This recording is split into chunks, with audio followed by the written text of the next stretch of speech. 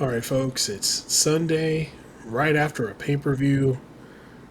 Great week of pro wrestling and actually, great week of AEW. And yeah, man, like the pay-per-view, it was something else, man. There's some controversies. We'll talk about all that, but Mm-hmm. Lionel, let them know what show they're about to listen to. This is the soon-to-be award-winning podcast and new episode of Off the Tope Rope. Oh, yeah. Mm-hmm. Mm-hmm. Yeah, man, what a pay-per-view.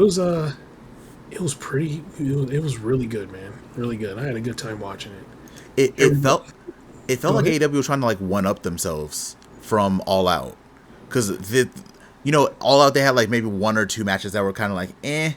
I don't think they had an match on this card. No, and even on the pre-show, right? The pre-show matches were pretty good, man. They were really good. Yeah. And having the pre-show match lead into the pay-per-view is kind of genius. I don't think I've ever seen that myself before. I feel like someone has probably done it before, but I don't think I've seen it. It was interesting because when I was watching, I was like, they're only gonna get FCR and just be only gonna get 5 minutes. That's Yeah. stupid. What are we doing? Yeah, I knew something was up when they kept mentioning it. Oh, sorry. Like, Tony Giovanni was like 2 minutes, 3 minutes. yeah. I was like, oh, wait a minute. It's going to carry on to the show. Okay, I get you. I see it. I see the vision. Man, yeah. Such a good show, man. There's a lot of highlights, a lot of things we're going to go over today. Mm-hmm. But, let's start out. If you haven't listened to us, talk about pay-per-views, we don't go, like, from the top to the bottom of the card, usually. We usually, talk about the main event, some of the big matches first, and then we'll go through like the rest of the card and things like that. So that's usually the format we go. So yeah, with that, let's talk about that main event. Bro, main event. I quit match. Darby Allin versus Jon Moxley. Oh boy, Before the match happened, the build of the match, everyone was scared. Everyone was very freaked out about what Darby Allin and Jon Moxley were going to do. Mm-hmm. And for the most part, I think people might have been right. Yeah, I have my opinion that we'll talk about after. But we'll get into the match really quick. This was Darby Allin murder for about 15 minutes. yeah, man. Darby he had a skewer in his finger. Oof. He got slammed onto the steel steps a few times. Shit, what else happened to him? Everything. He got beat with a belt for like 5 minutes. His own belt for like 5 minutes. Shit. Claudio tossed him from inside the ring to the announce table. Bro, in the way that he threw... Can we talk about the way that Claudio threw him? Because he threw him at the perfect place. Like, right on the WrestleDream, like, skirt card, whatever thing they have on the desk. And he bounced... I saw on TikTok, I saw behind the announce desk. So someone saw, like, Darby getting thrown to them. Yeah. It was, like, the perfect throw. And it felt like, low-key... Claudio probably could have threw him further if he really wanted to. Like, it was, like, aimed perfectly. It's fucking Claudio, man. That guy is a fucking animal. Ugh. Well, we saw Darby Allin get submerged, his face submerged in an aquarium. They tried to drown him, even though, he was only in the aquarium for, like, 8 seconds at a time. A lot was happening to Darby, to the point where everyone was like, this is murder, please help Darby. I think everyone on there was like, there's no one that can help Darby. And in fact, Darby didn't need a lot of help. He only needed the help of an icon. Yep. The lights go out. We get Sensei Sting showing up. Sting destroys the aquarium. He basically takes out the Death Riders by himself. Pretty much. With the help of Darby Allin doing some with some mace. Sting also takes out Marina Shafir. Like, literally grabs her and takes her out. Darby then takes the bat from Sting, hits Moxley a few times, pretty bad actually. Like the ringing sound that was hit from the bat hitting Mox was crazy.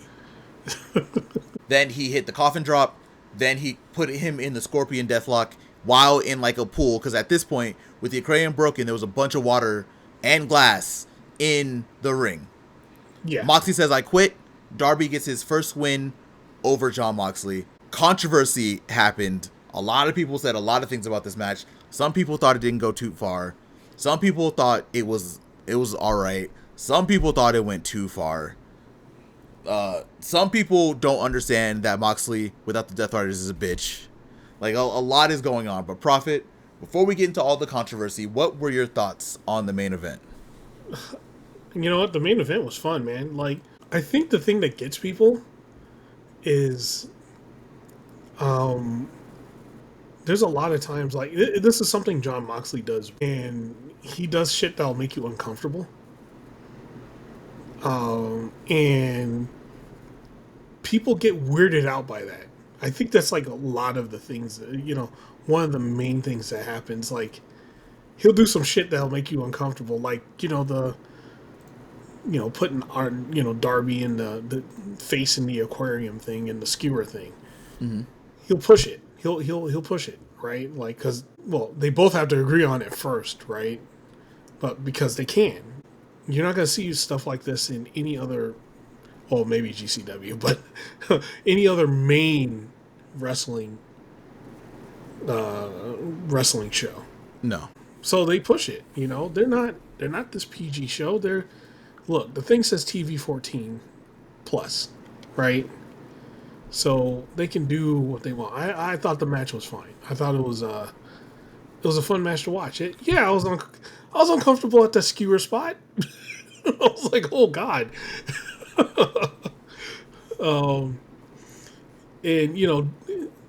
But it was Mox and Darby Allin. I didn't expect anything less. Mm-hmm. Right? Like, Darby Allin is an expert at doing a car crash match. God damn, for 15 minutes, that's what it was. Consistent car crashes. He couldn't look away. So I thought it was fine. I thought it was a great match. And Sting coming in, yeah, buddy. This is Sting, the surprise of the night. Yep. Sting came in and did his thing, and it was like, and then Darby got the win at the end.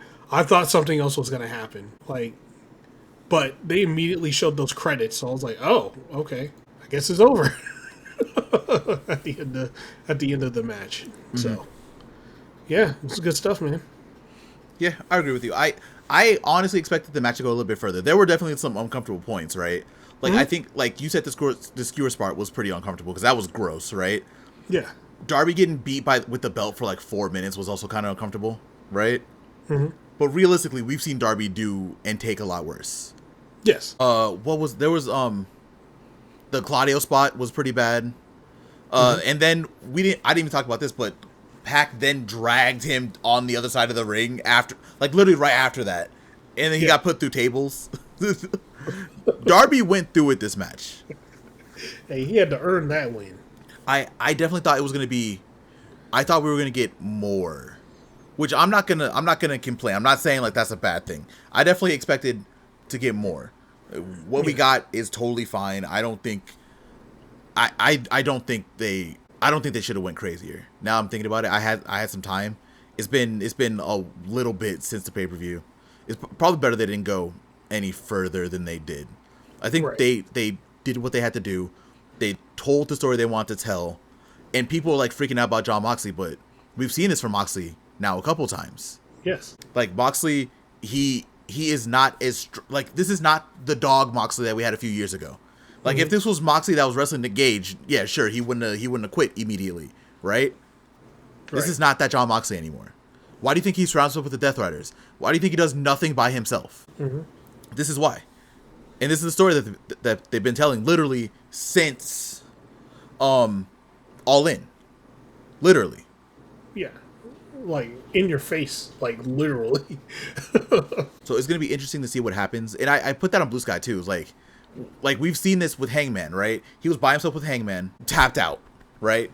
Uh-huh. Like we never saw Moxley as scared as he was, tapped out. Whenever anyone gets in Moxley's face, he doesn't do anything anymore.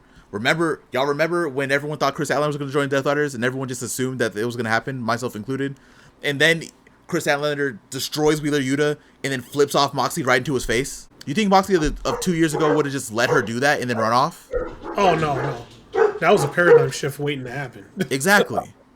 So this Moxley is not the same Moxley that we had before, which he is.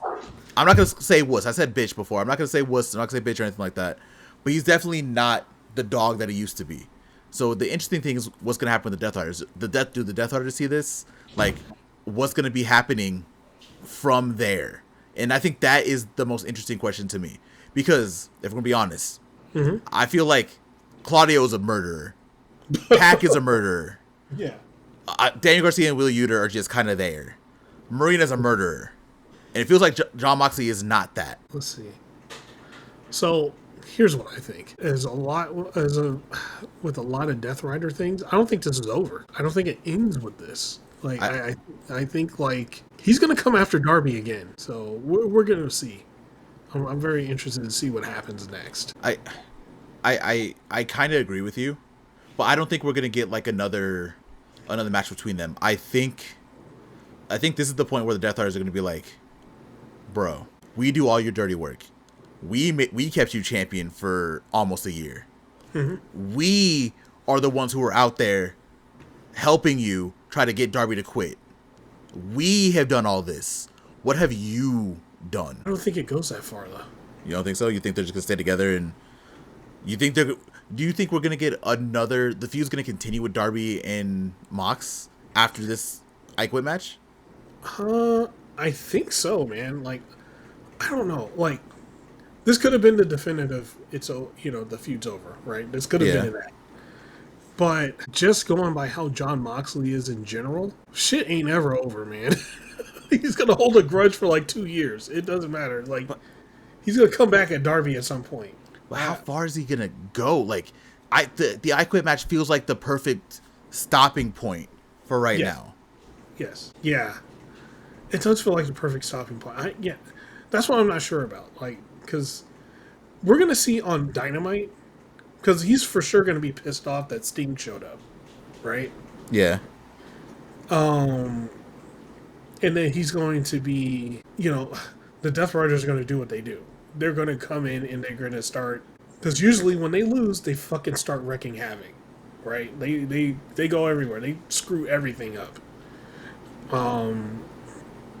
So that's the part I'm not sure about. Like, I feel like it's not over with Darby Allin, but I don't know how they continue after this, or who they go after next. Who's next in the crosshairs, right? Yeah. I think that's my main question. Like, where do the Death Riders go from here? They got beat pretty definitively here. Yes. And really the only person outside of Jay White who has really been going at them consistently has been Darby. Right. So, like, what do the Death Riders do next now? Because I feel like going at Darby again would be like... And I know Darby, like, kind of made that known, right? Like, this isn't over until one of us is dead or whatever. Like, death is the only end. So, like, it's open, but I don't know if you do that next. Unless they finish at Blood and Guts. That's the only way they could do it, right? It would have to be. But then at that point, you would need a team to go up against them, and that would have to be the end. If they go past Blood and Guts, like, that's taking it way too far. Right. Yeah, that's the thing. I don't think, like, I don't think it's over, but I don't think it's going to stretch, like, 10 more matches or whatever, right? I think it's like, it's not over in the case of it's going to go one more, and then it's really over, right? Like, it's done. They could stretch it right now, because, Blood and Guts is 3 weeks from this week, on the 12th. So it's not that long. I think something Tony said it was like 2 weeks. Yeah, it's the 12th of November. So we got this week at AEW TV, next week, or this week at AEW TV, next week at AEW TV, and then that week is Blood and Guts. You have any more comments on the main event before after this? We'll probably just go down the card, because going down the card feels like really fun for this talking about everything else. Yeah. No, I got nothing else on this. Again, I thought the match was fine, and the whole drowning thing was not like, guys, come on. When did you guys start becoming cupcakes? It wasn't even bad. Realistically, the match could have been a lot worse. Knowing Darby Allin and knowing Jon Moxley, if you're gonna worry about being ducked underwater for 8 seconds, I think someone made the count. Like every time Darby was in there, it was 8 seconds. Can you not hold your breath for 8 seconds? If you can't, I don't know what to tell you. You should go to a doctor. So I feel like as long as you have like working lungs, you don't have like a disability, 8 seconds to hold your breath is fine. Look, in this day and age, I would not be surprised if somebody can't hold their breath 8 seconds. Bro, that is bad. Some people can't go from their couch to the door without breathing hard. Oof. Holding their breath from 8 seconds, it might be a problem for some people, bro. Don't worry. Then don't worry. You will never be in that situation. If you are someone, and I saw someone saying like, "Oh, what about the kids, bro?" It's a like Proffitt, you said earlier. It's a TV-14 show. Yeah. Your kids probably should, like, if you're really worried about your kids doing this, be a parent. Don't let your kids watch it. Yeah, there's another show, for your kids. It might, you might not like it, but there's another company with a show that's PG. They got you with the AI storylines and everything too. Yeah, they got you on that. So yeah, do that. Like if you are really that concerned, then go ahead and do that. But yeah. This match was billed to be this way. They also said that this wasn't going to be for the faint of heart. They did everything they can to warn you.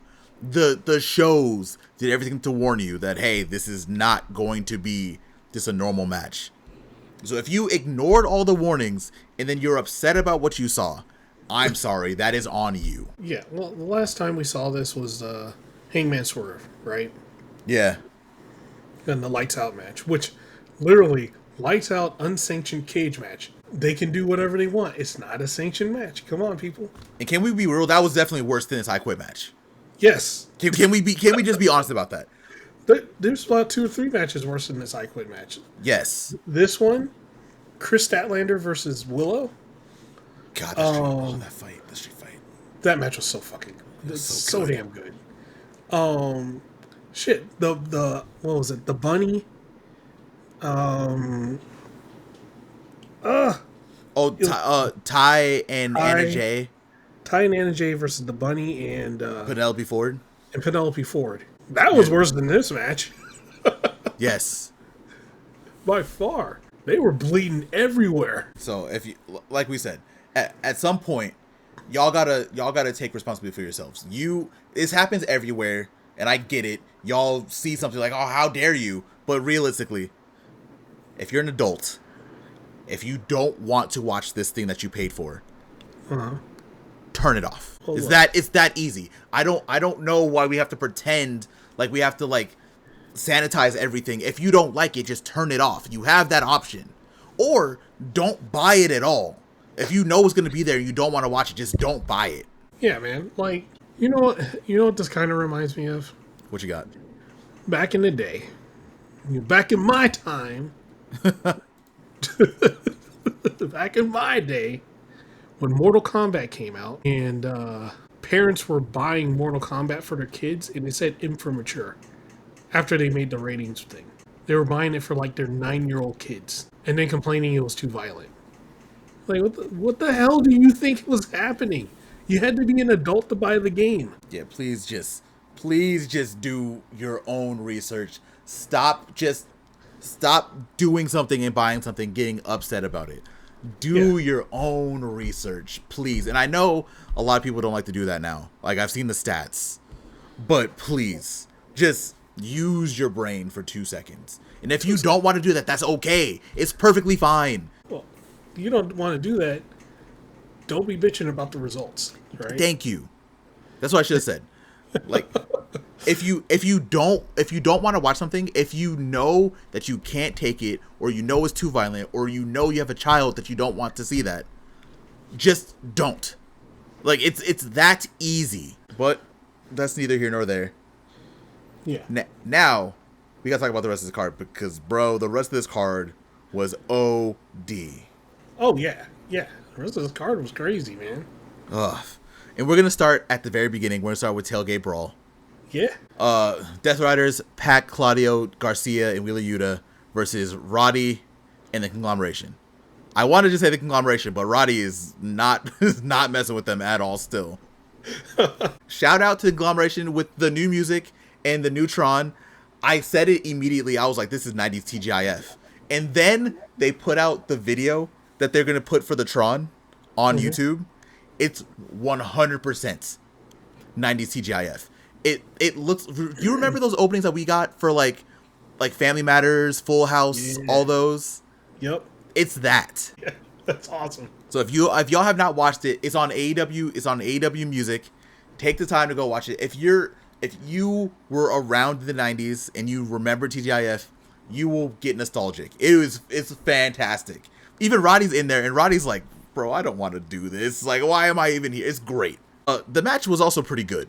We had like a lot of things going on in this match. I'm not going to talk a lot about the match because Lord Hemmers did it all happen. Main thing is Pac is back in his normal gear now. So the whole strongman thing was a one and done.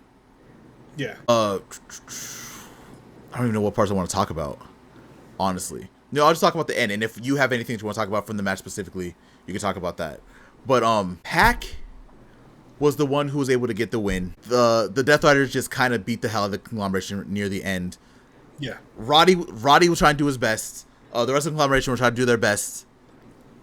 But there was a lot of distractions. There's a lot going on.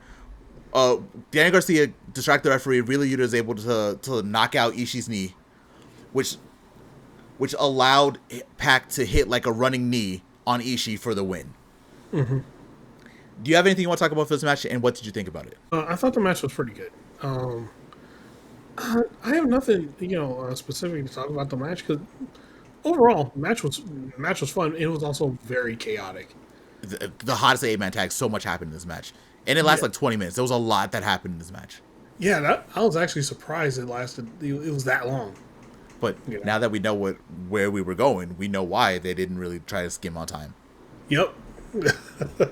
All right, next up, we have Eddie Kingston and Hook. They were in a tag team match against Frat House. This match also lasted longer than I thought it was going to be. I thought it was going to be like a hot minute one and done. Yeah. We got a little bit of back and forth here. Also, we now officially have the Eddie Kingston and Hook tag team finisher, which is the Eddie Kingston hitting the spinning back fist, knocking you out already, and then Hook locking the red rum on you. So you either tap out or you stay passed out and you die.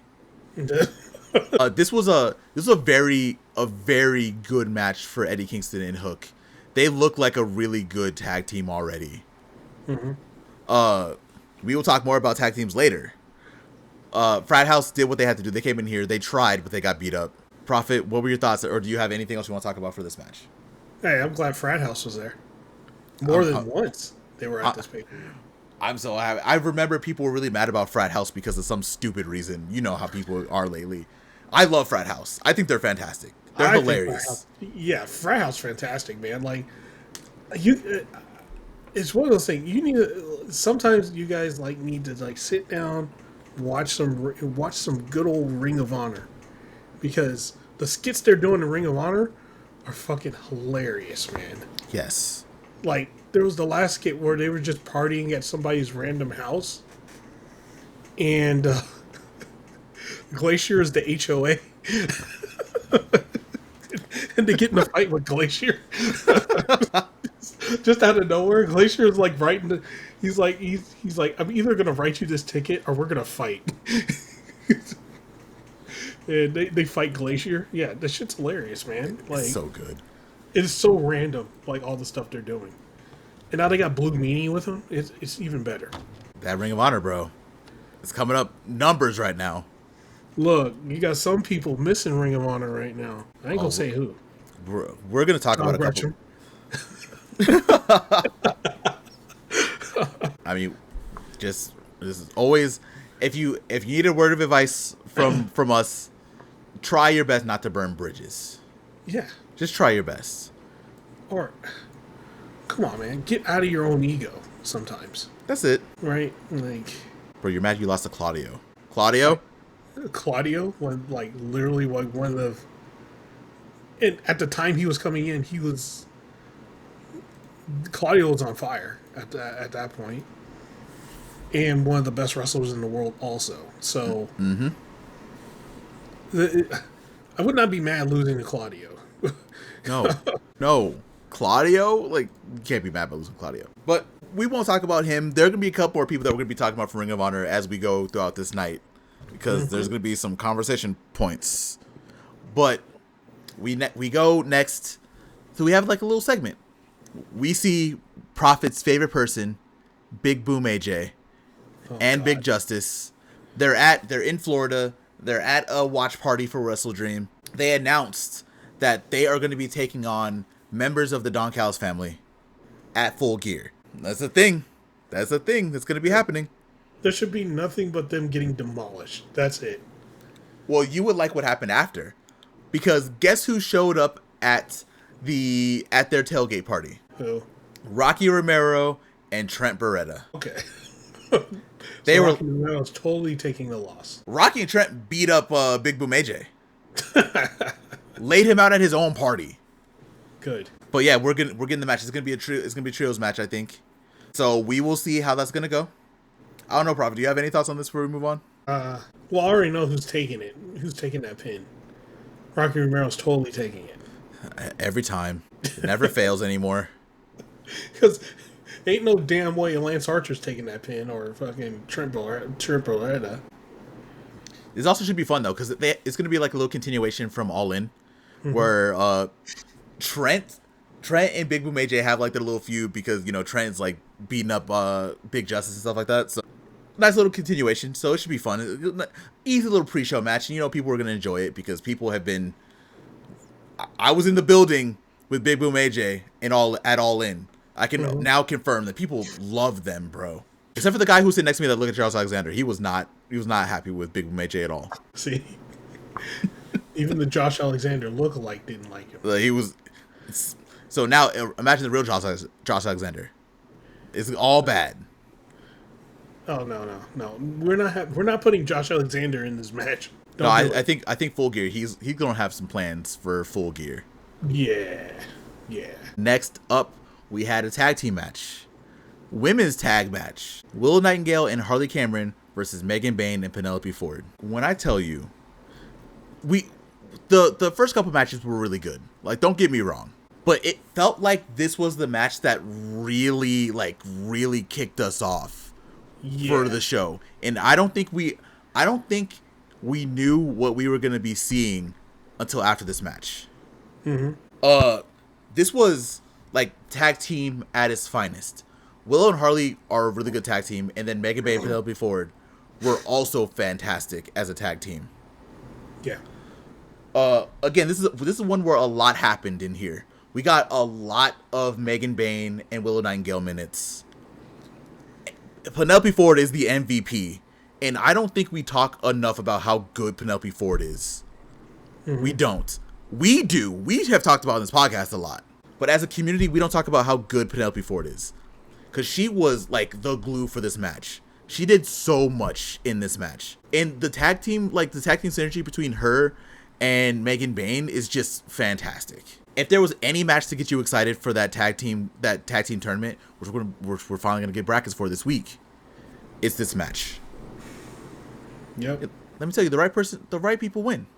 The right people won. Willow Nightingale came in, hit Penelope Ford with the Babe with the powerbomb, was able to get Megan Bayne up out of here for a minute, got the 1-2-3, Willow Nightingale and Harley Cameron take the win. Proffitt, what were your thoughts? Oh, so this match was really good. I think like Mark Briscoe like just talked to everybody. He's like, "Word of the night is tag team wrestling." It's like, wait, that's supposed to be that's too many words, Mark. Come on. Yeah, this is too much. You're smarter than this, Mark. But no, I would agree with you. This set up like the rest of the tag team matches, which there was a lot of tag team matches and a lot of women's matches on this card. It's fantastic. It was great. And like I really do feel like the theme of WrestleDream for the most part, like, was mostly tag matches. It was tag team. Let's show everybody why we have the best tag teams and trios. Um, Yeah. yeah. So yeah, it was good stuff. I mean, realistically, if you really want to think about it, some of the best matches of the night were the tag team matches, right? Yeah. So, next up. Actually, you know what? Before we go next up, I need to explain before we go. At this point, it's been 50 minutes of the pre-show. We go to commercial break. We come back. It is whatever time you want, 55. So we have 5 minutes before the actual show starts. So everyone on Blue Sky was freaking out. You can kind of see people in the crowd, too, looking around like, what's going on? So I had assumed that for our next match, which is Jet Speed versus FTR, I thought we were going to get some shenanigans. And in a way we did, just not the way that we expected. Mm-hmm. They started wrestling really fast. So you know what, now that I'm thinking about it, they did that shit on purpose. Because they were wrestling really fast. So I think they all were like, they're going to finish this in 5 minutes. What's going to happen? Commentary really put that over too, saying like, oh, they only have 5 minutes. Are they going to be able to win in 5 minutes? What's going to happen? That did not happen. They were going really fast. They all laid outside for a minute, and then the screen went black. Then we got our normal stuff through the pay-per-view, right? Like we got the little video intro. We got the pyro. But while the pyro was going off, in the ring, you see FTR and Jet Speed just beating the hell out of each other while the pyro was going off in the background. The pay-per-view has started. We have left the pre-show and gone to the pay-per-view. And when I tell you that these four men started going crazier once the pay-per-view started. Yeah. Oh my god. The crowd was freaking out. Everyone was super hype. Mike Bailey and Kevin Knight were fighting FTR like right in the middle of the ring while the pyro was going off. We get Kevin Knight trying to come back and hit sky highs. We hit Dax and Cash tried to hit the Power and Glory. Mike Bailey was able to hit like his spin kicks again because we haven't seen him do that in a little bit. Like everything was going crazy in this match. This match was fantastic. In a very interesting way to start a pay-per-view and end a pre-show. I don't think I've ever really seen this before. Very interesting. I will tell you though, the end of the match, it looked like Jet Speed was up. They were going to beat FTR. But of course, Big Stoke has to come in and do what he has to do. He held down Mike Bailey's legs while he was getting pinned, so he couldn't kick out. And your winners, again, having to cheat after a fantastic match, were FTR. Mm-hmm. Proffitt, what were your thoughts, and do you have any spots that you want to talk about from the match? Oh man, I think this match was kind of genius. Because it had people, they actually got everybody. They had people got had. Oh yeah. Because everyone was panicking like, wait, there's going to be 5 minutes? What's going on? And they started wrestling. The thing is, they kept wrestling.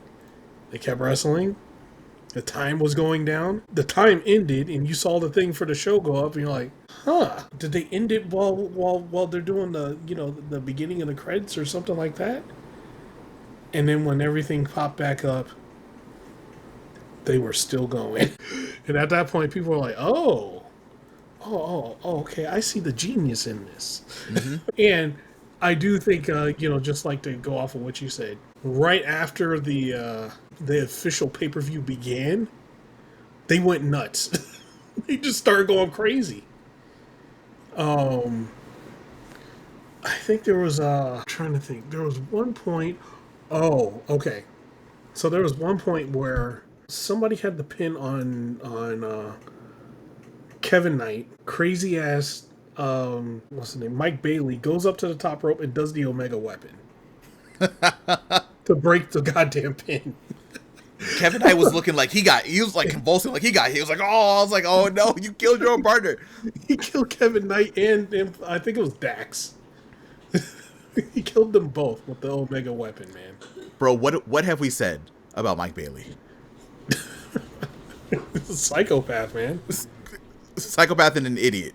Don't give that fool any titles, man. He's gonna put himself in the damn tournament just so to prove he's worthy of his title. No, you idiot! You ain't supposed to do that. You are the champion. You have an advantage. Oh man, I still can't get over that. That's why you know what, you brought it up.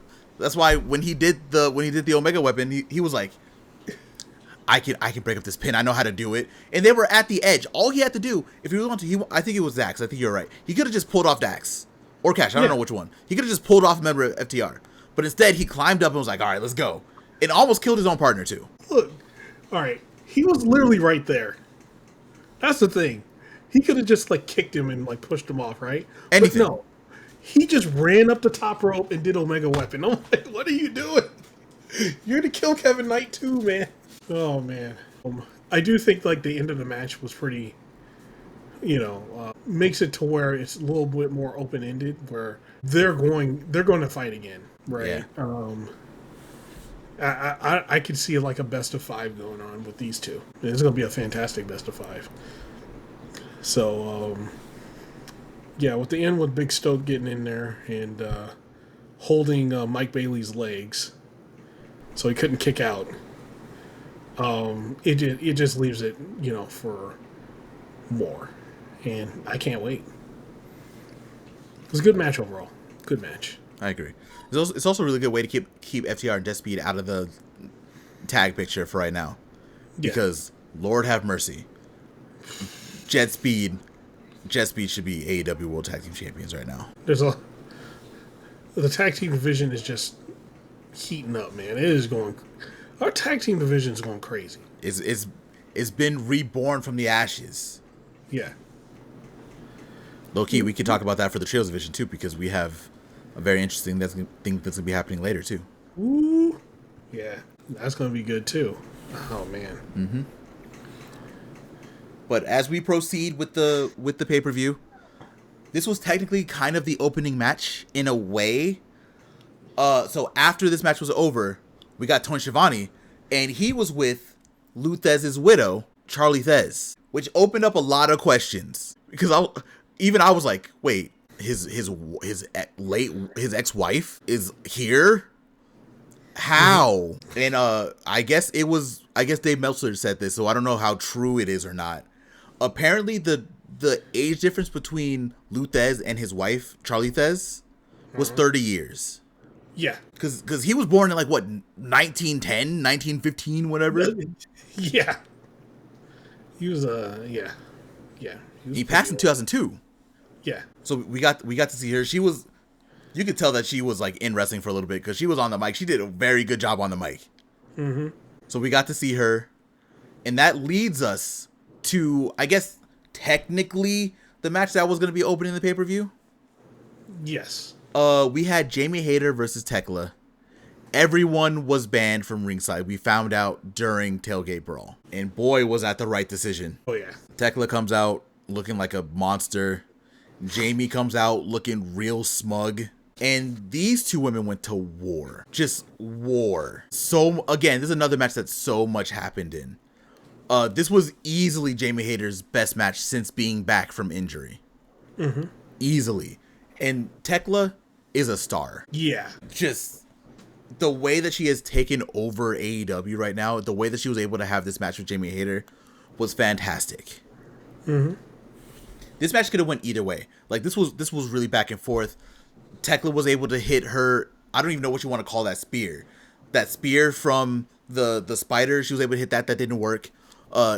Jamie had thrown her out of the ring. They were doing things outside the ring also. None of that worked to beat Thekla.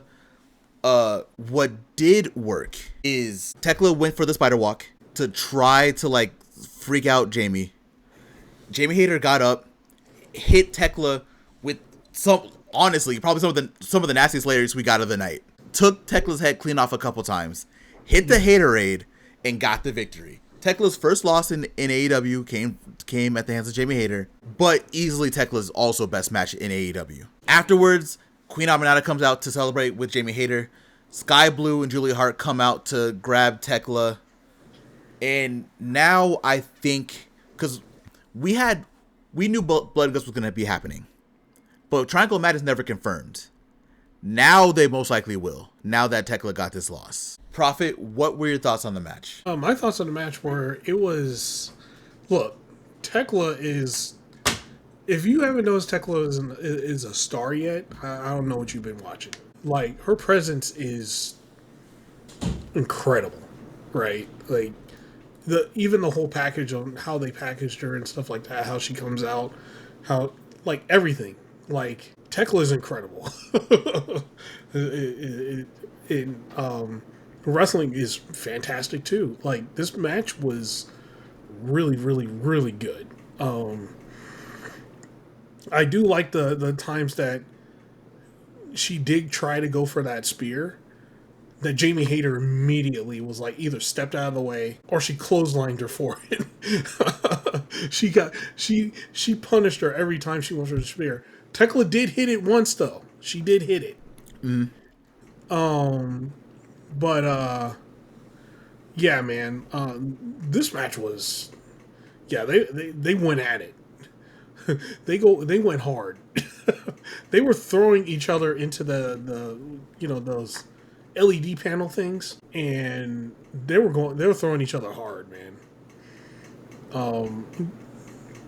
Yeah, man. Like, overall, yeah, damn good match, and yeah, Tekla's a star, man. You could put her up there as, I say probably like was in the top 10 of women in AEW right now, pretty easily.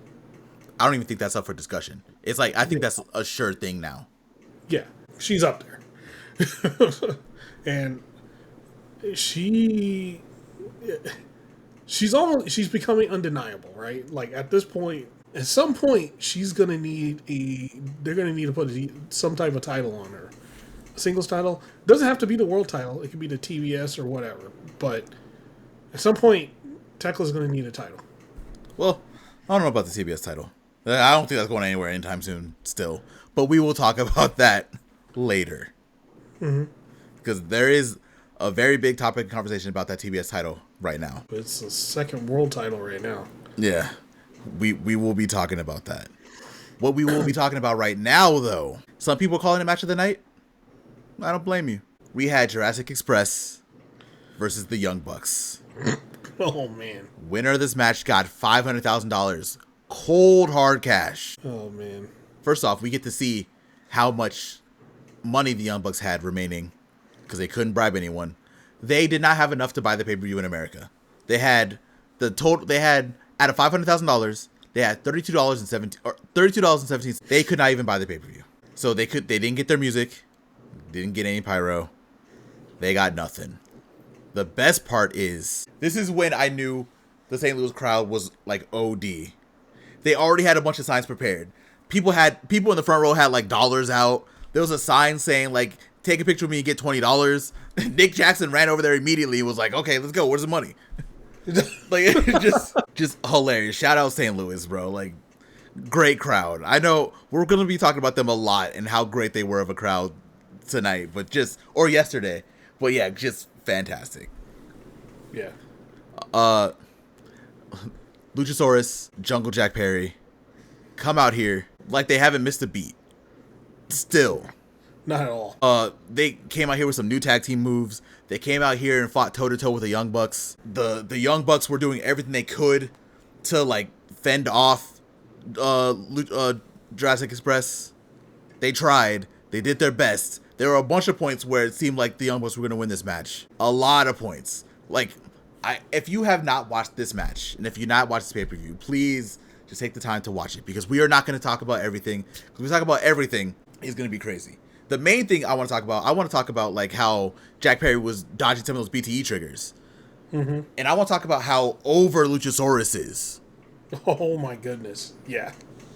I will get into my opinions later. I will move on.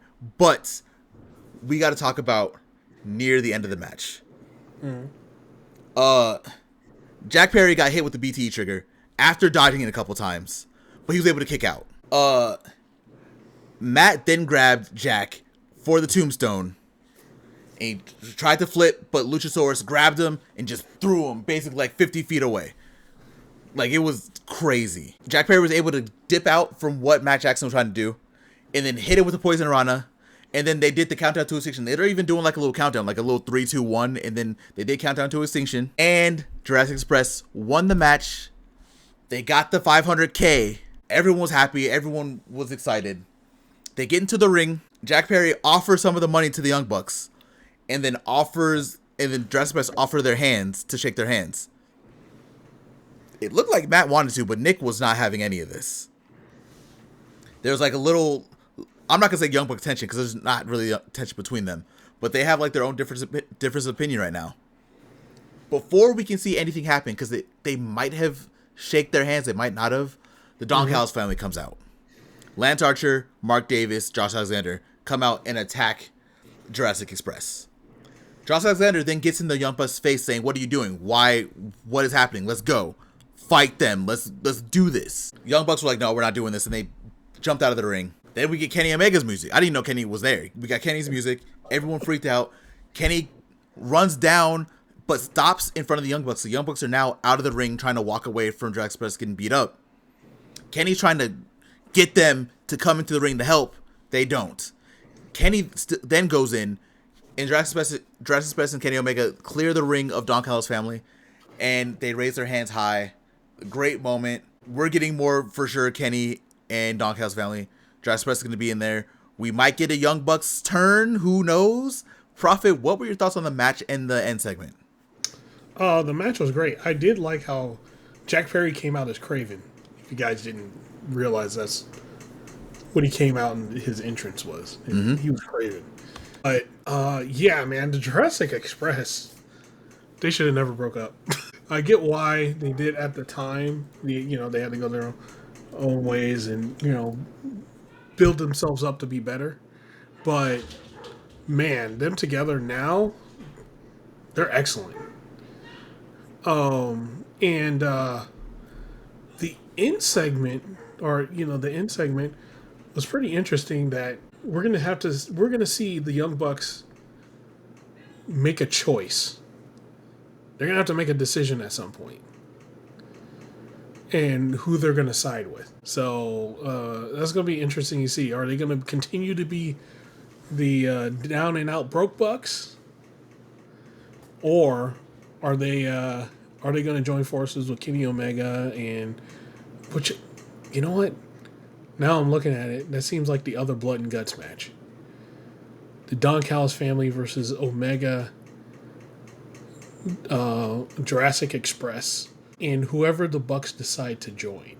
I can see that happening. That's a good call. I have to think about that, but yeah, that's a really good call. And then for your point earlier that Jurassic Express should have never broke up, I agree with you. We talked about this earlier this year on a different episode, where this year feels like AEW is righting a lot of the wrongs that they made, right? Since Double or Nothing. Yeah. Hangman is world champion again. Kris Statlander is world champion. Jurassic Express is back. Daniel Garcia is low-key where he belongs in Death Riders. There are a lot of things that AEW is doing right now. It feels like they're righting a bunch of wrongs. We have a couple more on the show actually too, but yeah, for sure the main thing is Jurassic Express should never broke up. Did you hear the crowd for Jurassic Express's entire match? Yeah, they were totally in it. They were in it, right? Like, so the way it's gonna look, the way the landscape is looking right now, right? Jurassic Express is back. The next tag team they're bringing back together, whether people want to see it or not, the Acclaimed is going to be back together. They should have never broke up either. We're going to be completely honest. Yeah, now hindsight is 2020, but yeah, now you look at it, they should have never broken up. Yeah, right. That's one we can say we were all wrong on. We all wanted it to happen. We were all wrong. Yeah, it's like, yeah, they probably shouldn't have broke up. But you know what? This might make it to where when they get back to, they're getting back together, but they're going to have this whole new dynamic where they're just egotistical assholes. That's where it's going. So it's going to be like heel Acclaimed now, versus the old babyface Acclaim, which is cool. Yeah. But yeah, no, I agree. Like, they're righting a lot of the wrongs. Now they can right one more wrong by bringing our boy Keith Lee back in, but that's a whole different story. God bless. At this point, I don't. At this point, I don't even know if it's on Keith Lee or not. I don't know. I don't know who's at fault. If it's AEW, I will fight you till my dying breath to bring Keith Lee back. If Keith Lee doesn't want to come back, Keith Lee, I will not fight you because I see you, but I will complain very loudly on the internet to make sure you come back to AEW, bro. One of the two. You don't want to go to that other place, man. You were there. You remember how they treated you, Bearcat. Mm-hmm. Just if you're feeling better, if you're feeling right, now that WrestleDream's over, there's a perfect chance, and I know exactly where you go because there is a current vacancy due to some contract statuses in the Don Callis family. Hey, he'd be perfect for the Don Callis family. Yes, and I know Keith Lee doesn't want to get booed. Like, I know, oh, you don't boo Keith Lee. Keith, come on back, bro. Bro, you're a monster. You're this gigantic monster that can do everything. Like, who else is a gigantic monster that can do everything? Brian Cage. Keith Lee, Brian Cage. Let's go. Tag team. Bro, you want to throw Lance Archer in there. You got a trio. Yeah, we got a trio. Look, shit. We didn't even need AI for that. Ooh. Is it too early for taking jabs? Look, two brains are doing the good thing. We won't book Bobby Lashley, who's not even at a company, to be an otaku. Yeah, that is true, by the way, guys. That's the thing that happened. Just, Keith Lee, come on back, bro. We're waiting for you. I hope this gets to you so you know. Because, like, you have every reason to be a heel if you wanted to. Literally. Like, you could come, like, Swerve comes back. You could come back and, like, destroy Swerve if you want. Like, you have every reason to fight Swerve. Bro, the way Swerve dished you when you didn't go to that match last year, bro. Have you seen what Swerve has done since you've been gone, Keith? This is your opportunity, bro. Just saying. That's the last wrong that needs to be righted. Mm-hmm. Also, that and the Murder Machines need to be a tag team champions. But yeah, there's a lot of things that they changed from back in the day that they can fix, that they're working on.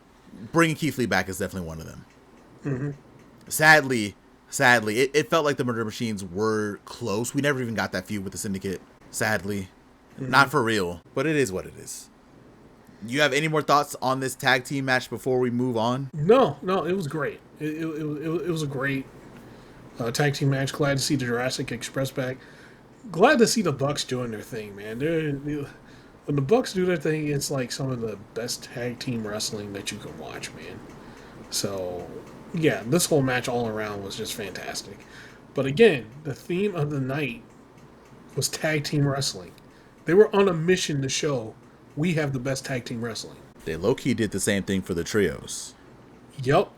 Because despite only really having one trios match, it's probably one of the best trios matches we've seen since that Best of 7 series with the Death Triangle and the Elite. Yeah. And funny enough, that's the match we're going to be talking about next. Oh. We have a Tornado Trios match that I think they heard us talking. The winner of this will become the #1 contenders for the AEW World Trios Championships. Mm-hmm.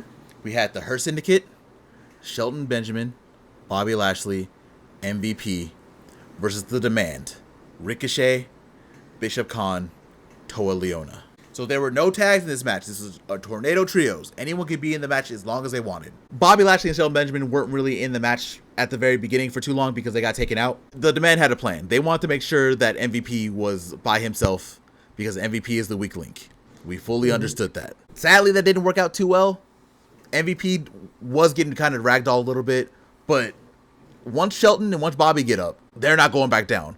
And when I tell you, the ovation for Bobby Lashley and the ovation for Shelton Benjamin when they were doing the things that they were doing, oh boy. I don't understand why some of y'all hate the Syndicate. Y'all are just, I don't know what to say to y'all, but some of y'all be tripping. There's no reason to hate the Syndicate. No, none at all. Like, yeah, no, I totally agree with you. Keep going, man. I could go on this subject. Bro, if you want to, all you, bro.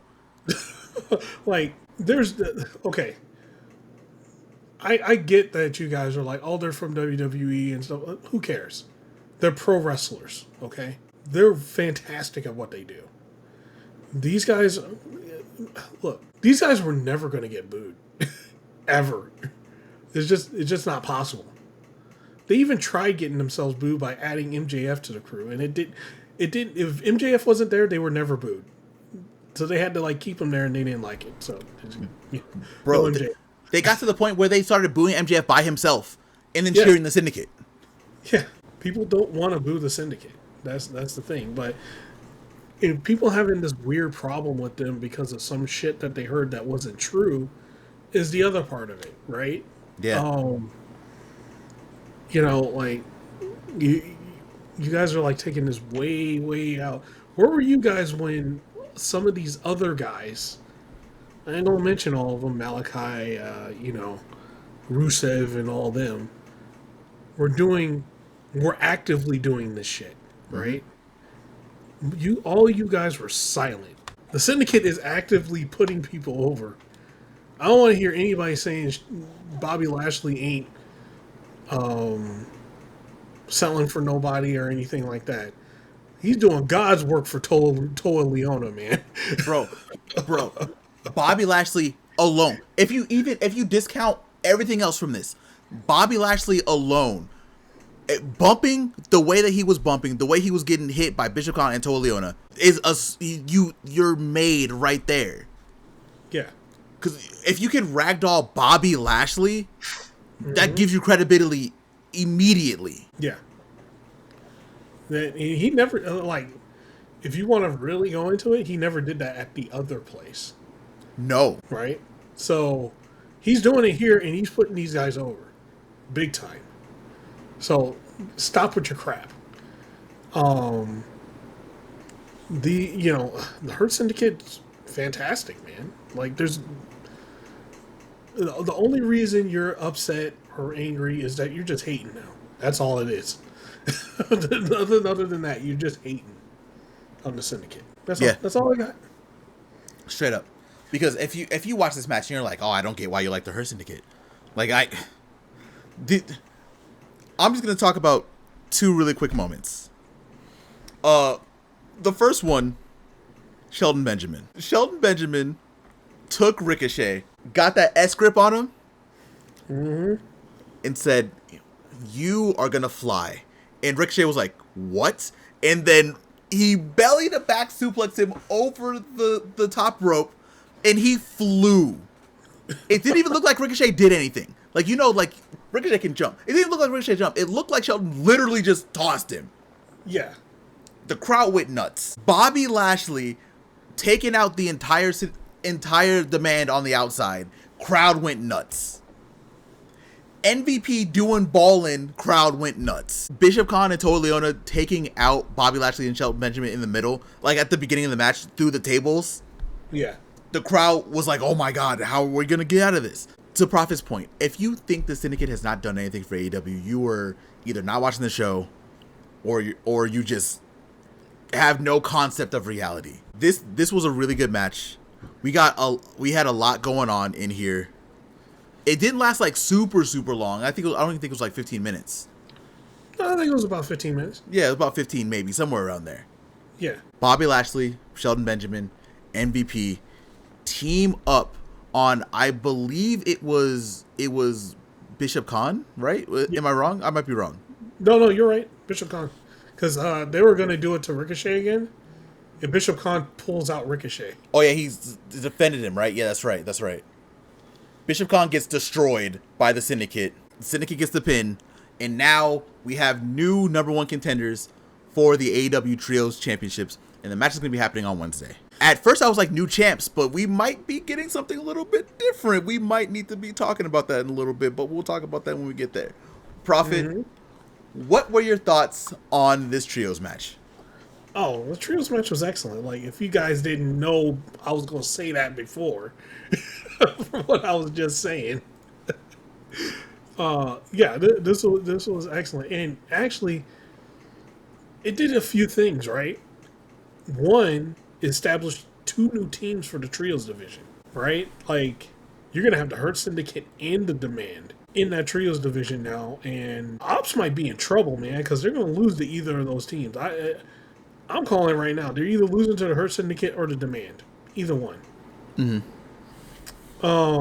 Yeah, like Hurt Syndicate made the Demand look like $1,000,000. There's, all the Demand looked really good. Bishop Khan looked great. Toei Leon is just a monster. He looked like a monster the whole match. Ricochet is doing some of his best work. And, we didn't even talk about Shelton Benjamin after that suplex going and leaping over the top rope like it was nothing. Oh, God, yeah, I didn't even talk about that.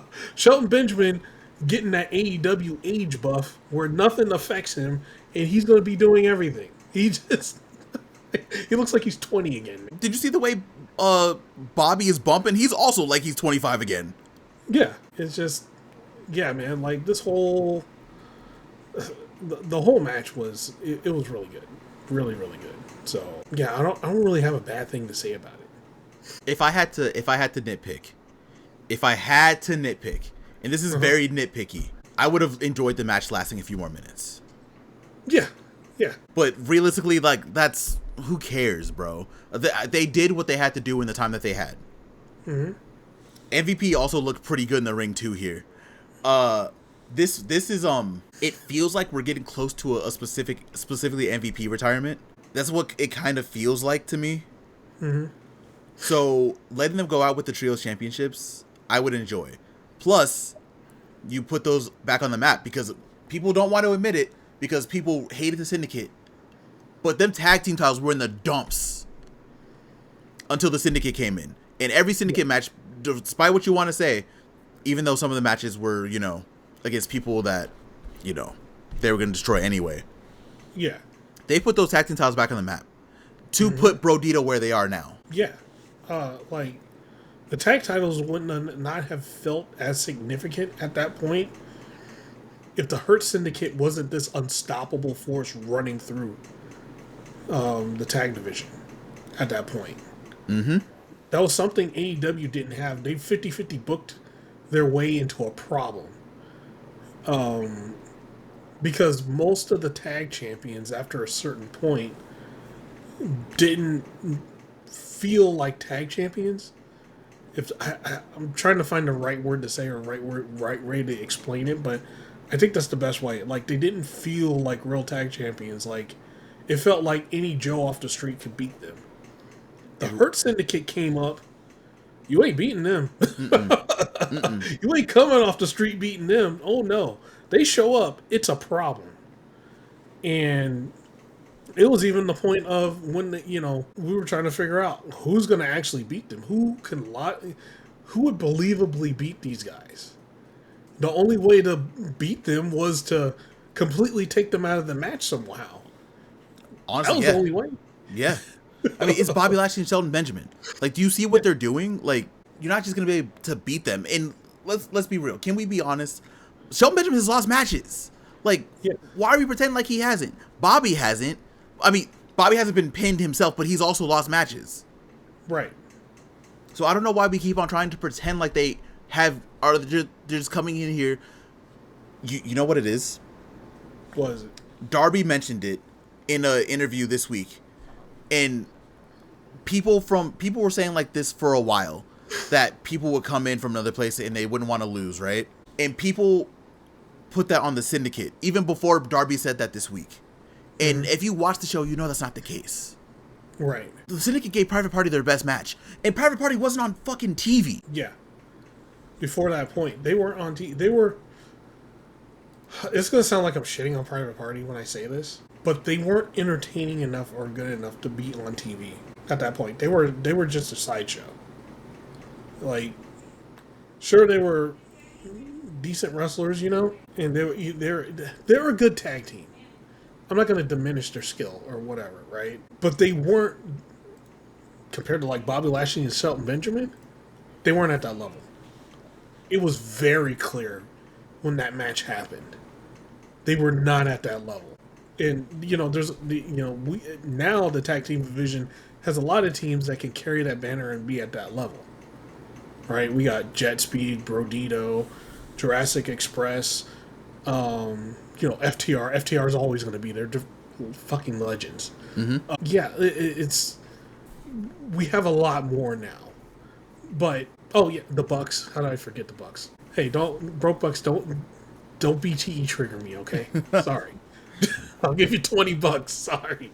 Yeah, we have a tag team division again. Yeah. And that helps. FTR, or not FTR, the Syndicate helps that. Yes. The Syndicate, built it up. Help build it back up. And then when they lost, Brodito took the torch and is fucking running with it right now. And they're building it up even more. We are most likely going to see the same thing with the Trios Championships. Because I am fully convinced that even despite all the changes that have happened, by the end of this, and I'm pretty sure this is going to be more of a feud than just a single match, the Syndicate are going to win the Trios Championships. Yeah. But we'll talk about the details about that a little bit later as we go, because there was a big change that happened in this show. Oh, yeah. But do you have any more thoughts on the Syndicate and the Demand?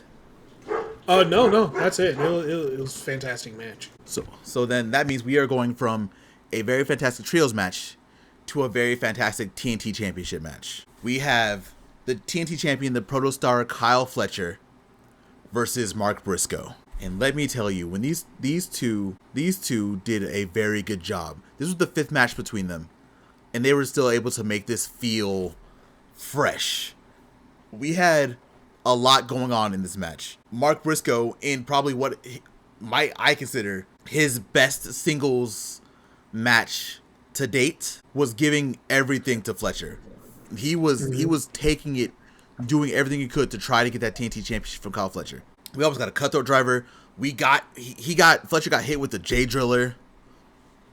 Fletcher got hit with the Mick Foley. Fletcher got hit with 2 or 3 froggy bows back to back. Mark Briscoe tried to do everything he could. Fletcher was just too much. Yep. Whenever Fletcher would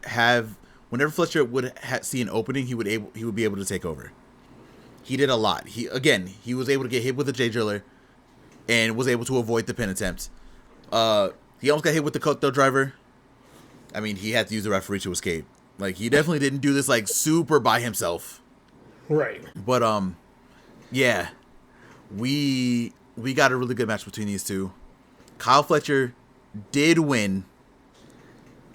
It was 4 of those running kicks in the corner, and then he hit that brainbuster from the top, and Kyle Fletcher won. And this was his 6th defense, by the way. So, talking about people who are really taking advantage of this TNT Championship and making the most of it, Kyle Fletcher. El Clone comes out after. Don Callis was on commentary. They're all happy. The conglomeration comes out to try to check on Mark Briscoe because, he took a beating in this match. They're able to get up. They're able to get Mark Briscoe out of there. Kyle Fletcher retains. Proffitt, what are your thoughts? Man, look, you see, you missed out a key point on that J Driller. He did it on the side of the ring. Oh yeah, that's right. It was on the apron. Yeah. It was on the apron, man. And the way Kyle Fletcher crumpled over after that, I was like, oh god, he's dead. He killed him. Look, Kyle Fletcher with that TNT Championship is having some of the best matches. He's putting on some of the best matches he's ever done. And that's saying that's saying a lot. It takes a lot for his resume of him after him becoming a single star. And this is the best the TNT Championship has ever looked up to the we're getting all these titles being brought back. The TNT Championship is being brought back into prominence again. And yeah, man, Kyle Fletcher is just doing the thing, man. The match was fantastic. Mark Briscoe, hats off to him, man. He is so good, man. He's eventually going to be TNT champion at some point. Oh, he's going to get the title. He's going to be TNT champion. I wouldn't put it past him that he'd be a world champion at some point because he's coming to his own and he is fantastic as a singles wrestler.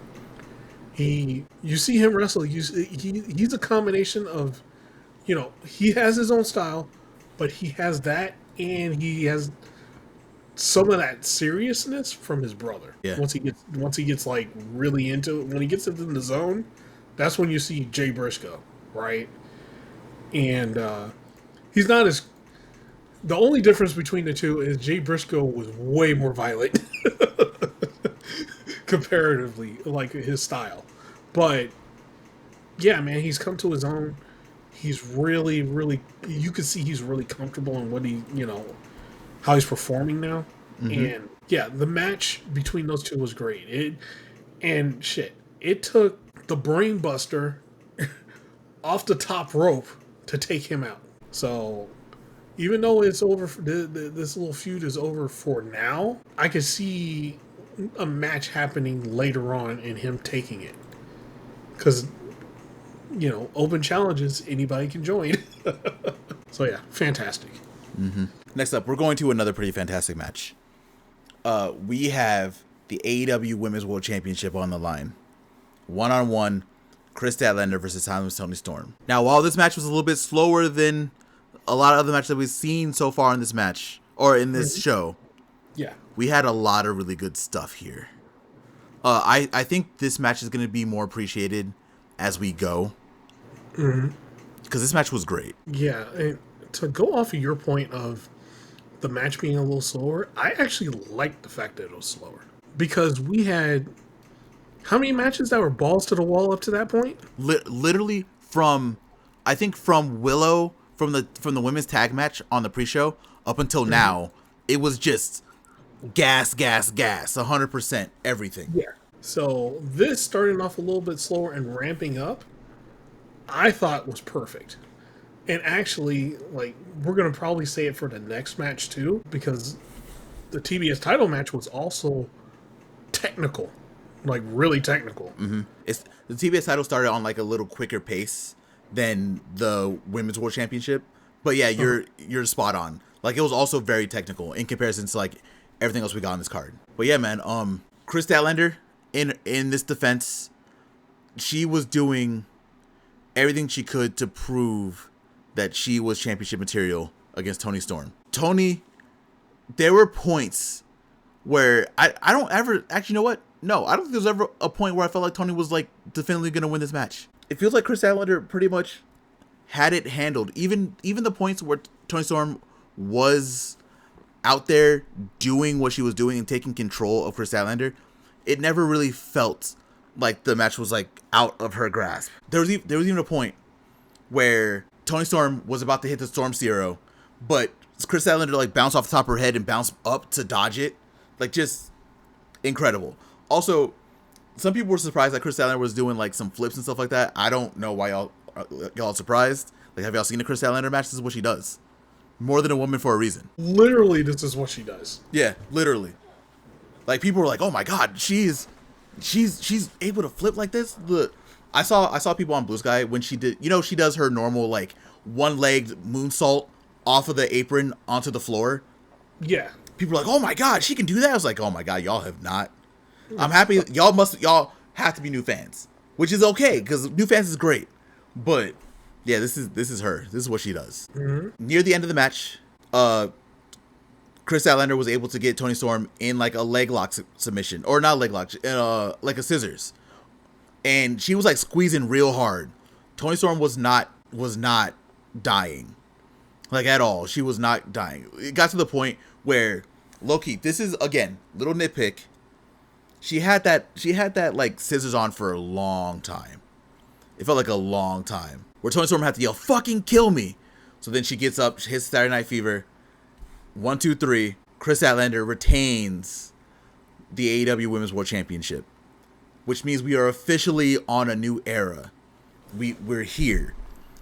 The title immediately is not revolved around Toni Storm currently. Well, this title, the AEW Women's World Championship, is now a little bit away from Toni Storm. We're gonna get some new stories ish.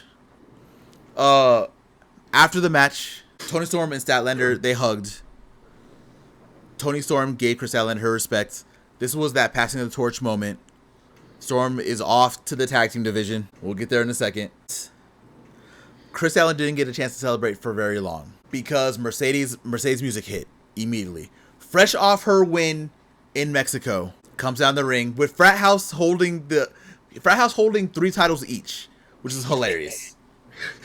I saw Griff Garrison out there getting like really into like the CEO dance too out there. Just have them be the entourage for Mercedes forever, because that was just fantastic. You know, it's funny because it like you see it and you're like, huh, it actually fits. It worked so well. Mercedes grabs the mic and is like, oh, congrats that. Now leave. And Kris Statlander was like, really? And she left. Before we talk about the next match, before I talk about Mercedes Mone and all that stuff, Proffitt, what were your thoughts on the Women's World Championship match? The Women's World Championship match was, oh man, it was great. The thing that stuck out was no matter what Toni Storm was doing, Kris Statlander had an answer for it, or to the point of it frustrated Toni Storm, which you don't really see in most matches. You don't see Toni Storm get flat out just frustrated that she can't take somebody out, because usually, boom, she hits that Storm Zero, it's over. True. Right? And she hit that Storm Zero, Stat kicks out, and Toni Storm was distraught. She thought she had it. She thought it was over. And, yeah, and like the longer the match went, the more frustrated she got. And then, Kris Statlander just broke her down to the point of just beating her. Like, flat out. There was no shenanigans. There was no nothing. She flat out beat her and proved that she is, she's the new era of women's champions. So, it was a great match. Great match. So, next up, if you were not aware, we did get a Mercedes Mone match at CMLO the night before, after beating Persephone to retain the CMLO Women's Championship. Mercedes said that she will challenge any champion, and people went off the deep end, myself included. I can't lie. I said Shuri. Other people said Athena. Some people were saying Abaddon. No. People were pulling any kind of champion that they could to face Mercedes. And I think all of us thought that Mercedes, this is where she was going to lose, which I feel before the match actually happened, everyone was like, this is where Mercedes is going to lose. She got the reign. She is the longest reigning TBS champion of all time. She's at 10 belts. Right? Right. Before we thought it was time. Like, Mercedes is going after or I shouldn't say going after. The open challenge happens. We get Mina Shirakawa, who is the interim Ring of Honor World TV Champion. Before we talk about the match, Proffitt, how did you feel about Mina being the challenger? Okay, so here's a weird instance of this. I had to watch a little after the fact, because when the Kris Statlander Toni Storm match started, I had to go to the store. So I kind of found out ahead of time. Well, not really ahead of time. I just saw she had a Ring of Honor belt, and I couldn't tell if it was the World Championship or the TV title. Once I found out it was the TV title, I was like, oh, what the hell? What's going on here? Because she's kind of buddies with Red Velvet. But if I was watching at the time of when she called out any champion, I don't know. I don't know who I would have expected. I probably wouldn't have went off the deep end, because, like, at this point, whoever comes out, they're losing. They're losing that belt if it's a title for title match. She's just not going to lose to any random person, unless they're like a really, really big, acquisition, right? Yeah, I don't know. I just don't. I don't feel I would have went crazy with who would have been the challenger. I could have saw Athena though come out I would have saw that. That would probably been the only one that wouldn't have lost. But other than that, no. Yeah, there was a little bit of disappointment on the internet. The match ended up being great. Don't get me wrong. Some people were upset that Mina got fed to Mercedes again. Some people were upset that it was for the interim Ring of Honor World TV Championship.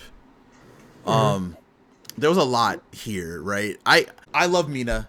I was also kind of disappointed. Like, I'm not gonna hold you. Once I saw it was Mina, it kind of took me out of the match. I was like, yeah, this is for sure Mina's gonna lose. Like, there was, we all should have known that before. We all should have understood that before, I think. Mm-hmm. But seeing her, I was like, shit, she already lost to Mercedes twice. Now you're just gonna hand over your belt. That's what this is, right? And I'm not like a doomer like a lot of these. Like, some people are like really upset about Mercedes winning championships. I'm not upset about that, but I am ready for her to lose that TBS championship. Yes. Like, two things can be true. She beat the record. I don't think we're ever gonna get, at least for a while, we're never gonna get a TBS championship run like this again. Right? Like, no, it's not gonna happen. But yeah, just seeing Mina again. The match was great. Like, we had a lot of really good points in this match. Mina is a demon in the ring, if you don't know. Like, we had a lot of really good things that happened in this match. But I think just seeing it kind of took me personally out of the match. Because I knew Mercedes was going to lose. Like, at this point, it was like guaranteed she's not going to lose. They're just trying to get her to get 11 belts. Right. There were points, though, where it felt like Mina was going to win. Mm-hmm. Even though we all kind of knew what was going to happen. Mercedes did a really good job of, like, selling her frustration from this match, because Mina was not staying down. Like, there was even a point near the end where Mercedes was able to hit the Monet Maker, but Mina was able to grab the rope to stop it. At this point, Mercedes was just frustrated. Oh yeah, she was livid. She was upset. She was upset. I mean, she was eventually able to hit another Monet Maker to win. She's now 11 belts Monet. She is the interim Ring of Honor World TV Champion. After the match, Kris Statlander comes back out and ruins Mercedes' moment. Yeah, and the AEW Women's World Champion, Kris Statlander, stood tall. And at this point, it seemed like we were going to be getting Mercedes and Kris Statlander again, and that was confirmed. But Proffitt, what were your thoughts on the match? I thought the match was really good. From what I know now, because of the little segment between Mina and Toni Storm after this, mm-hmm. I feel like there's a reason why she lost. And actually, the only out of everything, the only thing I do get is like people saying, "Oh, it's for the interim title." I totally get that, because it's not for the real title, like real TV title. It's just, it's the interim one until Red Velvet comes back. Mm-hmm. And then was she gonna fight Red Velvet for the real one, or is she just gonna be like, I dropped. You could keep your title. We're friends. We can keep your title. You can keep your title or whatever. I don't know. Yeah, I don't know. That's where it gets weird. But besides that, yeah, I thought the match was fantastic. But again, I found out who it was before I even watched the match, and maybe that changes my perspective versus like everybody going wild with who they thought it was going to be. So I already had an expectation, so it makes it kind of different from my aspect. Yeah, because I don't know, bro. Like I said, I kind of explained it already, but just seeing Mina like I said, the match was great. Like, I'm never gonna take anything away from the match. The match was great. You just kind of knew what was gonna happen, right? Mm-hmm. Yeah. And we're at the point now where I'm happy Mercedes got the record. Mercedes is, like, for sure the best TBS champion that we've ever had in AEW. Like, bar none. There's nothing that can separate that. And I know she's on this run. I know I think she's wrestling, like, literally right now for her 12th belt. Like, right now, as we're recording this. So by the time this is out, she'll probably have beaten Jody Threat in Canada. Yeah. And I'm not gonna be like these people who are upset that Mercedes is winning all these titles. Oh man. So should I go in about that? Yes, just go. A little bit? Go, do it.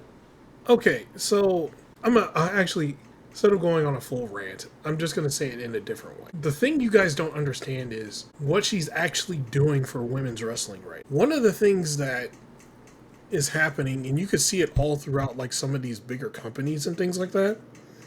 You can really see it in CMLL right now. CMLL didn't really take their women's wrestlers very serious. They didn't really give them matches. They didn't really give them time. With Mercedes, they started giving all their women time and matches. That's why you see La Catalina and Persephone, Atlas. Those wrestlers are, like, they're giving them more time, giving the women more time. That's because of Mercedes. She's putting a lot of companies on the map. That's the thing you guys aren't seeing. You're like, oh, she's getting all these belts, or they're calling her mid-card Monet, which is not true. She's literally one of the best. She's literally the best women's wrestler in the world. She literally main evented Arena Mexico on Friday. Yes. Literally. Like, they were literally the final match on the card. And if you know anything about CMLL, that doesn't happen, right? Usually men are the final match. Bro, MJF and Mystico couldn't even be the final match. Yes. So, just like, let's put this in perspective here. She's doing way more for women's wrestling than you guys think. You guys are complaining about like this little small thing about her getting all the belts and things like that. She's going to have to lose all these belts. You do realize that, right? Some point she's going to have to go on the losing tour. But all these companies that are letting her, they make that conscious decision to give her the belt. One, Tony Khan isn't making them do that. Two, she is actively going to these places, going out of her way on her day off, going to these places to wrestle because she loves it that much. Bro, like, to your point, she literally wrestled Friday night in Mexico. Yeah. Flew to St. Louis, wrestled at St. Louis in a really good match against Mina Shirakawa. Like there was no, like, I thought it was going to be, like, really quick. It wasn't really quick. They had time. Yeah. And today, she flew to Canada to wrestle Jody Threat. Yeah. She was just in Greece the other day. Uh-huh. She's flying around the world wrestling in companies that... Ooh, no, I was about to say something really slanderous about somebody. I'm not going to do that. Yeah, let's not. But she was out on her... She's literally out traveling the world, putting a bunch of companies that y'all have never heard of on the map. Their title is on national TV every single time Mercedes is on TV. Yes. You can not like a lot of things, but you have companies literally begging Mercedes to show up. On Twitter, the Body Slam, I don't even know what the Body Slam place was actively answering crazy people on Twitter talking about how the business has changed since Mercedes has been there. So just, to your point, Proffitt, just, y'all need to save it. Yeah, like, stop it. And the fact that she's bringing all these belts every week and displaying them on TV, on national TV. All these unheard of companies are becoming heard of. All these all these companies, that haven't been heard of, that have great women's wrestlers, are being seen a lot more, right? And she's changing the landscape of... She's actively changing the landscape of women's wrestling. Yeah. Period. Like, the CMLL thing is like a big thing. Look, I think it was, what was it? New Japan literally made a title just for her. Yeah. Right? Two titles for her. They literally made 2 titles for her. Okay? You don't do that, like, normally. Unless somebody is that good and you want them to represent you. Is that much of a professional. So for you guys complaining out there, you could save it. Just stop it. Now, at the same time, I'm definitely ready for her to drop that TBS championship. Oh, yeah. Same here. No, same here. I'm not saying she should keep the TBS championship forever. I'm just saying what her impact is. And there's some people I'd like to see her lose it to. Yeah. There's quite a few. I think we'll talk about this point now. Mercedes challenged Kris Statlander at Full Gear. People are saying that should be the main event. I kind of agree with them. I think Mercedes Statlander 3, I think is main event worthy for Full Gear. Mercedes is not going to win the AEW Women's World Championship.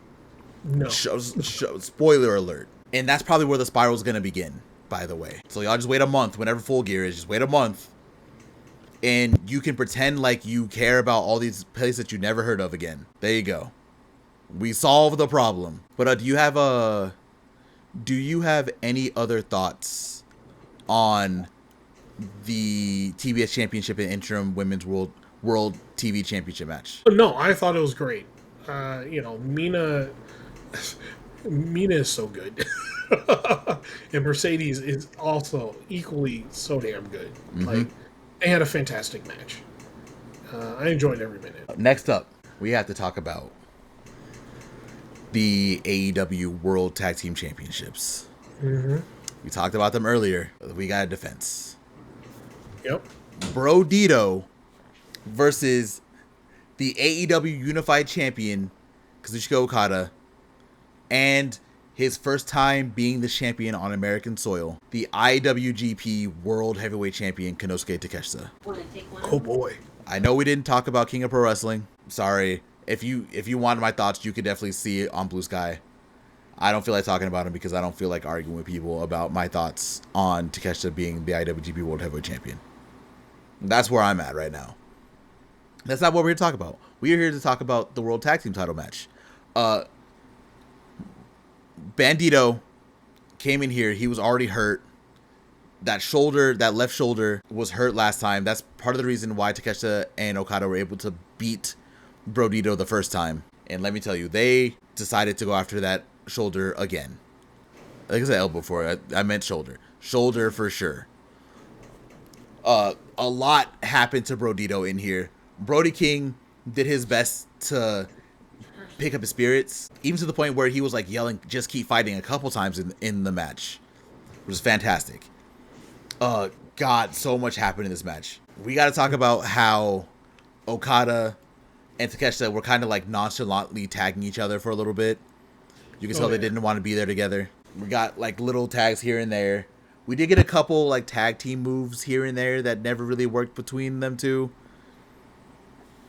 It basically was Takeshita and Okada trying to take out Brodito each by themselves and then kind of tagging out here and there.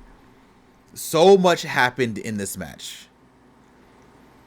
I'm going to let Proffitt explain a little bit of the stuff that he wants to when you get there. I'm going to talk about the end of the match. Okada tries to hit Bandito with the Rainmaker. He tried a couple times. It didn't work. This time specifically, Okada swung and he hit Takeshita with the Rainmaker. Takeshita was out. Okada covered his face, but then had the most shit-eating grin I have ever seen from Okada. He did not care that he destroyed Takeshita. But that was his downfall, because he was by himself against Bandito, and Bandito was able to hit a one-arm 21-plex after fighting as hard as he could to get Okada into his position. Bandito pinned Okada, being the third person in AEW to do it. Not only scored himself a unified championship match, but also successfully defended with Brody King the AEW World Tag Team Championships.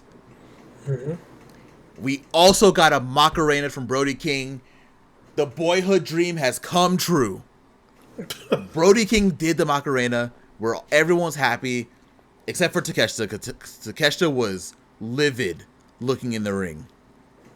Don Callis kept on pretending like there was nothing going on between Okada and Takeshita. There definitely is. It seemed like Don Callis was whispering in Okada's ear a little bit more than Takeshita's. A lot of things going on here. Proffitt, what were your thoughts on this match? Oh man, this is the most shonen match I've ever seen. That ending where he, like, Brody King is yelling out, "Just keep fighting," and he, when he after Bandito couldn't get the 21-plex the first time, and he told him to do it again. He's like, "No, you're doing it again," and he did that charge outside the ring, and Bandito did it, the second time and landed it. Man, that was such good stuff. But there was that one part where they did that big ass suplex, that German suplex where all of them got suplexed, and Brody King was like, yeah, and then he fell down. that was like, oh man, the match was excellent. And again, this is like showing like the tag division is just on another level right now. This was a great tag match. That also had had them bits of storytelling in there. So there was the one story where Bandito was on his redemption arc to redeem himself, to not be down about losing. He had to keep fighting, fight through it, was the thing for him. But there was the other story of Takeshita and Okada hating each other. Like, even to the point, like, when they first got into the ring, Takeshita was holding up the IWGP title. And Okada was like, he was like, come on, hold your title. Well, Takeshita was like, aren't you going to hold your title up? And Okada's like, yeah, fuck you. he was like, I ain't even gonna do it. And plus, now we got black hair Okada. Got his normal hair color back. Yeah. Haven't seen him have black hair since TNA. Bro, it's been over a decade for sure. Yeah. They probably told him, yo, you gotta stop bleaching your hair, man. That shit gonna fall out. Yeah. But yeah, man, this was a good match. It's kind of hard to have a bad match with Takeshita and Okada and Brodito on the other side. These guys ain't gonna have a bad match. It was fantastic all around. But I'm very interested to see where this goes. I think this is the exit point for Takeshita, where he's literally going to tell Don Callis to go F himself, and he's going to go and do his own thing, or he's going to be like, yo, I'm going to leave for a while. And when I come back, you better sort this shit out. Mm-hmm. Or before he's on his way out, he screws over Okada during the Bandito match. 3 belts Bandito? I can see it happening. I want it now. Bandito is on an insane run right now. Like, he has got so much momentum. I can see him winning that. God, I would love that. But yeah, man. I agree with you. I have a feeling that Takeshi's probably gonna get jumped out of the family pretty soon. Oh yeah. That also gives him an excuse to be gone for a couple months, to be in Japan, to do his world championship duties, because he definitely needs to. Right after this match, we had Timeless Toni Storm looking distraught in the back with Renee. Toni Storm didn't really answer any questions, but Mina came up and sat down. And this is what we kind of talked about before. They both lost everything, but at least they have each other. They embraced, and you are looking at your inaugural tag team champions. Yeah, you're looking at the first tag team champions right there. Yeah, they're there. It's happening. It's right there. Yeah. They lost their titles, or lost, either they don't have a title, or they lost their title so that they can go on a run in the tag team, in the tag team tournament. I mean, if you need 2 people to build a tag team division around, I mean, Mina Shirakawa and Toni Storm, 2 great people to do it. Oh yeah. And if you go back a few episodes when we were trying to predict what was going to happen, or for Toni Storm and who we think is going to be the tag team champions, I said either Toni Storm and somebody, or a heel team. And little did we know at the time it was definitely going to be Toni Storm and somebody. Yep, that's somebody being Mina. Yep. Next up, we had our semi-final. Well, actually, technically, this is the last match we're going to talk about, because we have talked about Darby Allin in them. Yep. So, the main event of the evening, we had our AEW Men's World Championship match between our champion, Hangman Adam Page, and Samoa Joe. Joe came out to the ring by himself. Very interesting. But he didn't have the Trios Championship with him, which, at this point, is what it is. Mm-hmm. There were a few things that happened in this match. This match was also, like, a little bit slower paced, right? Like, Joe was trying to do what he could. Or, I shouldn't even say that. Joe was kind of, like, just trying to dominate Hangman as much as he could. basically like little broing him like the entire match. Joe got a couple of chokes on Hangman that didn't work. Hangman was trying to go strike for strike with Samoa Joe. That didn't work. No, not at all. No. We kept on going back and forth. This was a really good match. A really good match pace for Joe. Joe though, he got hit with that dead eye. Joe kicked out at 2, but he looked like he was dazed, like he was out of it. This is after like a good solid like 15 minutes of the match, 15-20 minutes. They've been wrestling for a little bit. It took 3 buckshot lariats to knock down Samoa Joe. 3. Yeah. And retaining the AEW Men's World Championship, Hangman Adam Page. That's not the end though. No. Katsuyori Shibata, Powerhouse Hobbs come out. They check on Joe. Joe looks like he's okay. Joe gets up. He shows Hangman a sign of respect. Gives him the hug. Congratulates him. They all raise their hands together. We're at a happy ending. I even said this. I was like, oh, this is a happy ending before we get to the I Quit match. Boy, was I wrong. Because Joe attacked Hangman immediately. I thought this was going to be the breakup of the Ops. I thought they were going to like figure something out. They were going to like walk away from each other. No. Not only did Samoa Joe turn heel, Powerhouse Hobbs and Katsuyori Shibata also turned heel, attacking Hangman. And you know, you could probably say it's a tweener thing. No, you don't just you don't attack Hangman like that. It's a heel turn. I know some people were like, "Oh, the Ops aren't bad guys." Yes, they are. They are now. Well, actually, they kind of always been bad guys. Their name are literally the Ops. Yeah, they're literally the opposition. So Yeah. It's the opposition of who or whatever they're going against. Yeah. So I don't know why people were surprised. The turn was shocking, but you shouldn't be surprised that a team named the Ops have beef with somebody. Right. Katsuyori Shibata and Powerhouse Hobbs and Samoa Joe all attack Hangman. They leave him in the ring to have medical staff treat him after he got hit with the Buster Buster and basically jumped for like a couple minutes. The Ops are now heels, and they happen to be wrestling the Hurt Syndicate on Wednesday. Proffitt, what are your thoughts on the final match we will be talking about of the night? Oh, the final match was fantastic, man. Hangman is such a damn good champion. Samoa Joe, you can't say anything bad about Samoa Joe. He's good. He is really good. And he is a monster, man. Like, no matter what Hangman did, Joe just kept pushing forward and just coming back at him and just beating the crap out of him. But it was like Hangman said, the longer the match goes, the more the advantage goes to Hangman.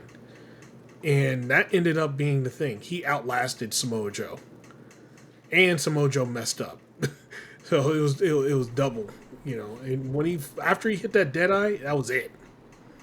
Mm-hmm. And then, you know, hit the 3 buckshot lariats. I liked how at the end, like every time he would hit a buckshot lariat, he would get the crowd in there.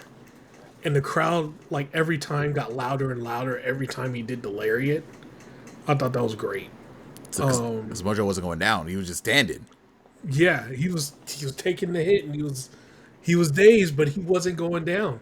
You know, Hangman finally got the crowd power up and knocked him down and got the pin. But the turn at the end from the Ops, that is 100% them turning heel, and that's them. Like, if you look at it though, they've kind of always been heels, right? Just go through and see how many people they just randomly attacked. Like, Max Caster was chilling one day and they just attacked him.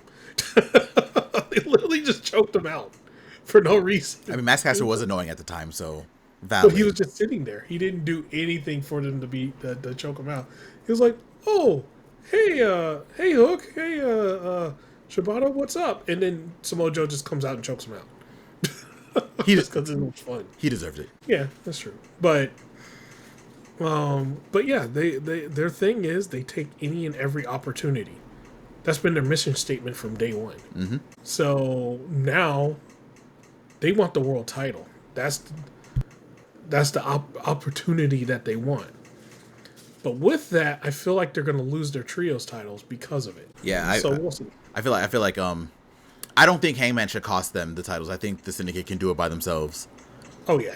But I do I do think they're going to be losing them titles on Wednesday because we're going to get that Samoa Joe Hangman rematch at Full Gear as the semi-main event, because the main event will be Mercedes and Statlander.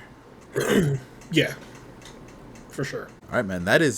We already talked about Mercedes. Right after this, it was Mercedes challenging Kris to Full Gear, which we already talked about. Right. Bro, that's it. That's the pay-per-view. What were your thoughts overall on the pay-per-view before we wrap this one up? It was, again, AEW is just... You know what? Actually, there's something that is very interesting about the AEW pay-per-views. If you know, these last few pay-per-views, it feels like every pay-per-view they work on something, right? It's like this one was tag team wrestling. I don't care whatever way you spin it. This pay-per-view was a tag team wrestling pay-per-view. Showcase. They pick a different thing to heavily showcase. This one was tag team wrestling and women's wrestling. Because if you notice, there was 4 women's matches on this card total. I think that's the most Usually ever. don't get that. That's the most ever, I think, for an AEW pay-per-view. Yeah. So, women's wrestling, check. Tag team wrestling, check. We already know we got fantastic singles matches. AEW can put on singles matches all week and still have like some for the next 5 months if they want to. They're ironing out their divisions and making them better, and they're showcasing them. The last few pay-per-views have been leading up to this. So I really, really enjoyed this pay-per-view for how different it felt from the other ones. If that makes any sense. I think it does. We talked about it earlier too. Like, this is also AEW righting a bunch of wrongs, right? One of the wrongs is the fact that the tag team division, that when they have two of the best tag teams on the planet, was floundering for a while. Right? That's another one of the mistakes that they're fixing right now. Yes. So they've done a really good job, especially since All In, of really regaining the things that they need to regain and fixing things that they need to fix and putting more focus on everything. Is it perfect? No, there's no such thing as things being perfect. But AEW right now is doing the best work and the best matches, the best pay-per-views that they've done in their short time. Yes. And I don't think we should take this... I think I said this before, but I don't think we should take this time for granted. Because I don't know if we're going to be in this forever. Because remember, we had a 2022 in early 2023. I don't know if we'll be here forever, but right now, we are in a very good spot with AEW. I agree. Yeah, man, that's it. Do you have any other comments you want to talk about before we wrap this thing up? No, man, let's take it home. All right, y'all. If you made it this far on our WrestleDream review, thank you so much for doing that. Proffitt will tell you about all the things on YouTube in a second. I'm here to tell you that if you want to talk to us more, if you want to interact with us when we're talking about shows live, you can follow us on Blue Sky. You can follow the whole podcast at THEPW Podcast on Blue Sky. You can follow Proffitt at Proffitt, Proffitt. It's on the screen. Make sure you're following us. Me, I'm Shikoku. It's on the screen. You can follow us. We're on there talking a lot about wrestling. We also talk about video games. We talk about anime. We talk about pretty much anything. I was kind of crashing out about the Saints earlier today because they're a shitty team right now. If you want to follow along about that, you can talk about that too. There are a lot of things. Proffitt, shut up. The Bears beat the Saints, and I didn't crash out. I should have crashed out on the podcast. I'm not going to. But if you want to talk to us about that and a lot more, make sure you're following us on Blue Sky. If you want to listen to us on the go, make sure you are following us over on Spotify. Spotify is where you can get all of our podcasts, audio versions only, on the go. You can listen to us wherever. Eventually, we will expand to more places. Right now, it's just Spotify. You can listen to us on the go over there. You can download the episodes over there. You can put comments and you can rate us over there as well. So please do, and share it, because we need people to know about the best wrestling podcast on the planet. Proffitt, tell the people about the YouTube. All right, guys. For the YouTube, there's, first off, if you're listening on YouTube, whether you're listening on YouTube or Spotify, thank you very much. We really, really do appreciate you guys, and we appreciate that you come to listen to us every week. And so, one of the things is we on YouTube in the description, we do have. If you want a link to the Spotify, we got that there. If you want all of our socials, that's there too.